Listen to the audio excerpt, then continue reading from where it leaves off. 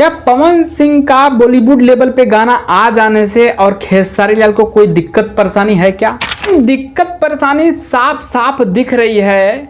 जिस तरीके से लाइव में आके अनाप शनाप फैंस के बारे में बोलना, और ये इतने बड़े सुपर स्टार को शोभा नहीं देता किसी के फैंस को आके अनाप शनाप बोलना। फिर लोग बोलेंगे कि वही बात हो गई कि गाना नहीं चल रहा है तो लोग कंट्रोवर्सी कर रहे हैं। अब नहीं, लोग साफ साफ यही बोलेंगे ना कि भोजपुरी में जब गाना नहीं चलता है पवन या खेसारी का तो लोग आपस में कंट्रोवर्सी करते हैं। अब की साफ साफ दिख रहा है कि खेसारी लाल हमेशा कंट्रोवर्सी करते हैं और शुरुआत उन्हीं की तरफ से होती है, पहले खोदते वही हैं। याद है आप लोग को?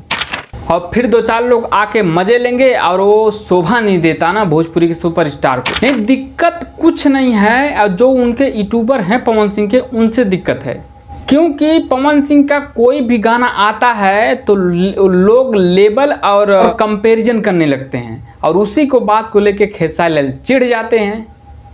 फिर लाइव में आके अनाप शनाप बकने लगते हैं। दिक्कत उसी से है इनको, समझे? होप आप लोग समझ गए होंगे। खेसारी लाल को दिक्कत इसी बात से है। तो आज के लिए इतना ही। हम इस पर वीडियो एंड करते हैं। चैनल पर नए हो सब्सक्राइब मानना।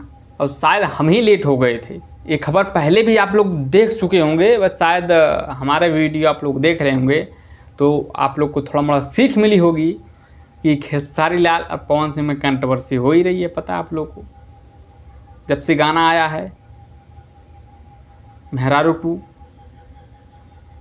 चलते हैं, बाय बाय।